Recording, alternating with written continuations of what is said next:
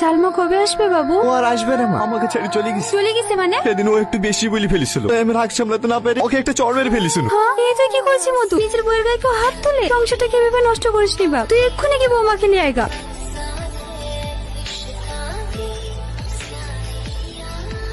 দেখো টনি, তোমাকে এর আগেও বলেছি, এখনো বলছি, তুমি ঘর জমা হয়ে যাও। এটা কোনো মতে সম্ভব না। আমি এখানে চলে আসলে আমার মাকে কে দেখবে? যে কোনো বৃদ্ধাশ্রমে রেখে আসবা। কি আবার তোল বকছেন আপনি? আমি বেঁচে থাকতে আমার মা কোনো বৃদ্ধাশ্রমে যাবে না। এত দূর তো তোমার মাকে নিয়ে থাকবা, এখানে কি করতেছ? আমি আমার বউকে নিয়ে যেতে এসেছি। কিসের বউ? যে স্বামী তার বউকে ঠিকঠাক ভাত কাপড় দিতে পারে না, তার স্বামীর কোনো যোগ্যতা নাই। সালমার ওই বাড়িতে যাবে না। কেন যাবে না? ও আমার স্ত্রী, ওকে আমার সাথে যেতে হবে। সালমা, সালমা, সালমা, আমার ভুল হয়ে গেছে, তুমি আমাকে ক্ষমা করে দাও। আমি তোমাকে কথা দিয়েছি, আমি আর কোনোদিন তোমাকে কিচ্ছু বলবো না। তুমি বাড়ি চলো না সালমা। তাছাড়া বলছি, আমি যে নরক থেকে একবার বেরিয়ে এসেছি, সেই নরক আমি আর জীবনে ফিরে যাবো না।